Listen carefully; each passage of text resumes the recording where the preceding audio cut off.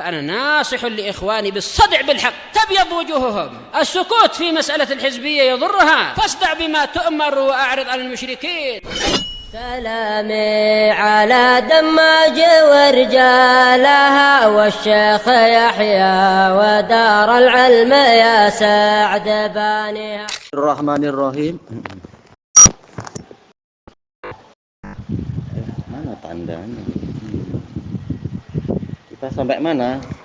468 kah 469? 468 Syekh. Masih 468. Kita baru baca sampai innahu la yuflihu zalimun. Sambunginnya wa laqad hammat bihi. Oh, baik. Kita masih di muka surat 468, yaitu tatkala Nabi Yusuf alaihi salatu wasalam dibujuk rayu oleh istri dari Al-Aziz itu. Baik, kemudian Allah Ta'ala mengatakan walaqad hammat bihi wa hamma biha. Wanita itu ingin kepada Yusuf dan Yusuf juga ingin kepada wanita itu. Dan disebutkan oleh para mufassirin ini tidak menjadi celaan bagi Nabi Yusuf. Ini malah normal, wanita tergoda dengan laki-laki tergoda dengan wanita yang dekat, yang nampak kecantikannya. Ini adalah sesuatu yang wajar. Yang penting tidak sampai berbuat aneh-aneh. Sekedar ham, sekedar apa? Ada keinginan. Kalau tak ada keinginan, ini malah tidak nampak kesungguhan beliau di dalam menjaga dan mengendalikan syahwat. Tapi yang terbukti adalah ada keinginan normal tapi mampu menahan. Ini adalah menunjukkan Allah melindungi beliau. Baik, jadi kedudukan Nabi Yusuf dalam sisi ini lebih baik daripada kedudukan Nabi Yahya yang dikatakan hasuron. Hasuron itu tidak ada syahwat kepada wanita. Ini pun selamat. Tapi Nabi Yusuf syahwatnya normal tetapi mampu menahan diri. Ini adalah keutamaan yang sangat besar. Kemudian laula arra'a burhana rabbih, kalau bukan karena dia melihat bukti dari Rabb-nya. Iya, kita manusia normal, kalau bukan Allah yang melindungi kita, mana mampu kita menghadapi tipu daya wanita. Tipu daya wanita besar sekali. Tapi tidak seperti yang diceritakan dalam Israiliyat, sudah sampai melepaskan seluar masing-masing. Kemudian tahu-tahu ada ada ayatullah yang tertulis wattaqu yauman turja'una fihi ilallah, maka mereka lari. Setelah ayat itu hilang, mereka mencoba lagi sampai muncul ayat yang lain, sampai muncul ayat yang lain lagi. Wala taqrabuz zina, katanya dalam Israiliyat macam itu. Takkan sudah muncul gitu masih ingin lagi. Setelah ayat itu hilang, tahu-tahu keinginan ketiga muncul lagi. Baru kemudian muncul wajah bapaknya, barulah Yusuf tak berani lagi. Ini aneh. Na'udzubillah, cerita Israiliyat menghina Nabi Yusuf sebenarnya. Kadzalika linasrifa anhu su'a wal fahsya. Demikianlah, yaitu kami tunjukkan kepadanya burhan, kami nasihati dia agar kami memalingkan darinya keburukan dan kekejian. Innahu min ibadinal mukhlasin. Sesungguhnya dia termasuk dari para hamba kami yang dibersihkan. Disebutkan oleh Mujahid, mukhlisin fasara minal mukhlasin. Termasuk yang ikhlas untuk Allah sehingga dia diselamatkan oleh Allah Ta'ala. Syekhul Islam mengatakan, inilah perbedaan antara ahli tauhid dengan ahli syirik. Ahli tauhid dia dilindungi oleh Allah. Sementara ahli syirik, yaitu siapa itu? Wanita itu, dia tidak dilindungi oleh Allah. Bahkan nanti masih ingin menggoda Yusuf lagi. Dan Allah Ta'ala telah menggandengkan antara kesyirikan dengan kekejian. Yaitu Allah Ta'ala mengatakan azani la yankihu illa zaniatan aw musyrikah. Lelaki pezina tidak menikahi kecuali perempuan pezina atau musyrikah. Demikian pula sebaliknya, az-zaniyatu la yankihuha illa zanin aw musyrik. Perempuan pezina tidak dinikahi kecuali oleh lelaki pezina atau musyrik. Menunjukkan memang ini dua perkara yang sangat berdekatan, digandingkan. Sama-sama ada kesyirikan. Karena kalau sampai tingkat seperti itu berarti dia lebih mencintai hawa nafsunya, mencintai makhluk daripada Allah. Dari sisi ini, tapi dari sisi masalah syahwat. Tatkala Yusuf itu ikhlas kepada Allah, maka dia dilindungi ya dari yang seperti itu. Bukan karena tidak punya syahwat sama sekali, tapi ada syahwat seperti manusia tetapi dilindungi. Kemudian dinukilkan, kalau tak salah dinukilkan oleh siapa?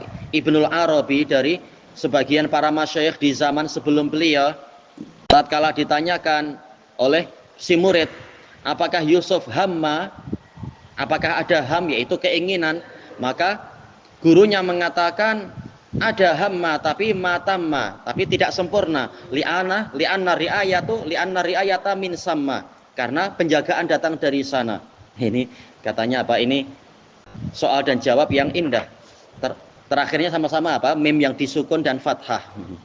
Hamma matamma min samma. Allah yang menjaga. Iya, tanpa penjagaan Allah kita mampu apa? Kemudian wastabaqal bab, mereka berlomba-lomba untuk mencapai pintu.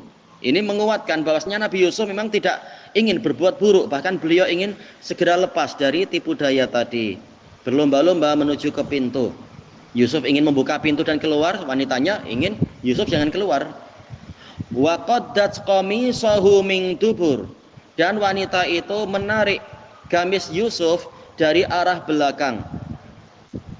Dijelaskan oleh oleh Al-Qurtubi, qadda itu adalah menarik dari atas ke bawah, dan ini sesuai dengan situasi.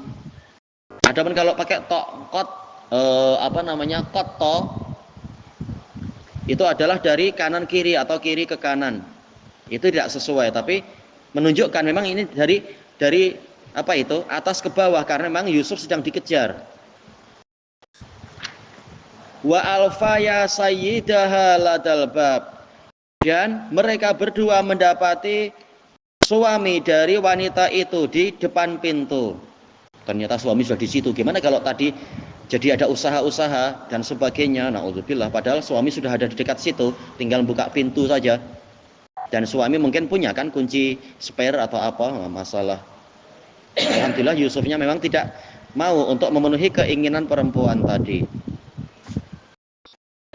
Qalat ma jazaa'u man arada bi ahlika su'an illa ayyusjana au adzabun alim. Maka wanita ini tipu daya, langsung mengatakan, apa balasan terhadap orang yang menginginkan keburukan kepada istrimu? Tahu-tahu apa, lempar batu sembunyi tangan. Kecuali dia dipenjara atau mendapatkan siksaan yang pedih. Maka Nabi Yusuf membela diri. Qala hiya rawadatni an nafsi. Dia yang menggoda saya agar saya menyerahkan diri saya. Wa syahida syahidum min ahliha. Dan salah satu saksi dari keluarga wanita itu bersaksi. Tapi syahidah di sini kata para ulama maksudnya adalah hakama hakimun min ahliha. Dan memang kenyataannya gitu kan, nanti menghakimi, bukan sekedar saksi, tapi menghakimi. Kalau begini maka akan begini, kalau begini maka yang terjadi akan seperti ini. Walaupun terjadi perselisihan di kalangan para mufassirin, kalau Imam As-Sa'di merajihkan ini orang besar yang bicara seperti ini. Karena apa? Nanti akan mengatakan begini, melihat qarinah begini. Tapi sahih dari Ibnu Abbas, beliau menyatakan apa itu, arba'atun yatakallamuna fil mahdi, ada 4 orang yang berbicara dalam keadaan masih dalam buayan, yaitu masih bayi. Disebutkan Isa alaihi salam. Kemudian yang kedua adalah Sohibi Juraij, anak kecil dari apa, orang yang hadir dalam peristiwa Juraij itu, Juraij al-Abid. Kemudian yang ketiga adalah Sobiyu Gulam, anak kecil yang dalam peristiwa Sobiyu Ashabil Ukhdud. Iya, Gulam itu ya, peristiwa Gulam yaitu Ashabul Ukhdud. Kemudian yang keempat adalah yaitu Sobiyu Masyitati ibnati Fir'aun, yaitu bayi dari penyikat rambut dari putrinya Fir'aun. Dan syarahnya sudah ana sebutkan di dalam daras malam itu, dalam muhadharah. Sananya sahih memang. Walaupun sebagian ulama mengatakan seandainya betul-betul anak itu bicara dalam situasi masih bayi, anak itu sudah menjadi karomah dan menjadi tanda kekuasaan, tak perlu qarinah-qarinah yang lain. Tapi kalau memang sanadnya sahih dan memang datang juga riwayat yang kuat dari siapa juga, dari Abi Hurairah tentang masalah ini, Maka boleh jadi memang Allah Ta'ala menggabungkan antara karomah dengan peristiwa dengan melihat kepada qarinah. Karomahnya yaitu yang menjadi hakim adalah bayi itu mampu berbicara untuk semakin agar orang percaya. Dan yang kedua adalah melihat qarinah yang nanti disebutkan di sini nanti. Wallahu a'lam. Kenyataannya siapa yang menjadi hakim dalam peristiwa itu. In kana qamisuhu qudda min qubulin fasadaqat wa huwa minal kadzibin. Apabila gamisnya Yusuf, jubahnya itu robek dari arah depan, maka wanita inilah yang jujur dan Yusuf termasuk dari pendustanya. Baik. Karena sudah bersyahwat betul, akhirnya kerah bajunya dirobek sendiri atau butangnya dilepas dari arah depan. Berarti Yusuf lah yang berbuat memang. Wa in kana qamisuhu qudda min duburin fakadzabat wa huwa minas shadiqin. Namun apabila gamisnya itu robek dari arah belakang, maka wanita itulah yang berdusta dan Yusuf termasuk dari orang yang jujur. Karena zahir qarinah menunjukkan Yusuf berusaha menghindar dan perempuan itulah yang menginginkan dan mengejar. Walaupun sebagian fuqaha mengatakan ini tidak kuat. Karena boleh jadi setelah Yusuf mau berbuat, tapi setelah itu dia lari, wanitanya mengejar agar Yusuf tidak melarikan diri dari tuduhan. Tapi ini terlalu dibuat-buat. Jelas Yusuf yang lari menghindar sebelum peristiwa itu terjadi. Mana berani dia dalam situasi di istana kayak gitu dan seterusnya. Maka dohir lebih kuat bahwasanya Yusuf ini yang jujur. Tapi istri si Aziz itulah yang berusaha mengejar. Karena menginginkan dia. Falamma ra'a qamisahu qudda min dubur, tatkala si suami melihat bahwasanya jubah Yusuf itu robek dari arah belakang, qala innahu min kaidikun. Maka si suami berkata kepada si wanitanya, si istrinya, ini termasuk dari tipu daya kalian. Jelas yang buat tipu daya satu aja, tapi kenapa kunna? Karena yang dimaksudkan adalah kebanyakan wanita memang pandai membuat tipu daya sehingga menggunakan pola jamak dhamir jamak untuk muannas, jamul inas. Inna kaidakunna azim. Sesungguhnya tipu daya kalian wahai para wanita itu besar. Kemudian terkenal di kalangan mufassirin termasuk yang dinukilkan oleh Imam Asy-Shinqiti, tipu daya wanita lebih besar daripada tipu daya setan. Untuk setan Allah Ta'ala mengatakan inna kaida syaitani kana dhaifa. Sesungguhnya tipu daya setan itu lemah. Tapi untuk yang wanita kaidakunna azim. Mungkin. Tapi jelas para ulama mengatakan para wanita adalah min habailis syaiton, termasuk dari jeratan-jeratan setan menggunakan wanita untuk merusak. Yusufu a'rid an hadza. Kemudian ya ini diringkas dalam ilmu balaghah. Tadi berkata kepada wanita itu. Kemudian dia berkata kepada Yusuf, wahai Yusuf, berpalinglah dari ini. Wastaghfirillah. Kemudian dia berpaling lagi kepada si wanitanya, berkata kepada istrinya, wahai wanita, wahai istriku, mohonlah pengampunan. Wastaghfiri ay walidzambik, untuk dosamu. Innaki kunti minal khati'in. Sesungguhnya engkau termasuk dari orang-orang yang berdosa. Disebutkan oleh Imam Ibnul Qayyim dan sebelum beliau adalah Imam Ibnu Taimiyah, ini termasuk lemahnya kecemburuan si suami itu yang katanya namanya Kitfir atau siapa entah. Harusnya tidak hanya sekedar seperti ini, nampak dingin dia. Tidak bicara dengan kasar, dengan keras, menghardik, ini bahaya begini. Dan para ulama yang lain mengatakan inilah bahayanya ikhtilat. Makanya di dalam syariat Nabi Muhammad ini betul-betul dilarang agar tidak timbul fitnah. Yusuf selamat. Nah, yang selain Yusuf tak tahu kita siapa yang mampu selamat menghadapi yang seperti itu. Kalau hanya dua laki perempuan berduaan, maka yang ketiga adalah setan. Nah, ini suaminya hanya mengetar mohonlah pengampunan, tidak menghukum istrinya yang bersikap melampaui batas dan sebagainya, menunjukkan dia lemah kecemburuannya. Tapi di dalam Israiliyat dibela-bela perempuan ini oleh orang-orang Bani Israel. Jadi memang wanita ini sejak dia dinikahi tak pernah didatangi suaminya sibuk politik. Jadi wanita ini cari pelampiasan. Ada Yusuf yang sehandsome itu, ya sudah. Cuma dari mana kita tahu macam itu? Namanya Israiliyat. Entah betul entah salah tak tahu. Baik. Yadhkuru ta'ala makana min amri murawadati imra'atil aziz.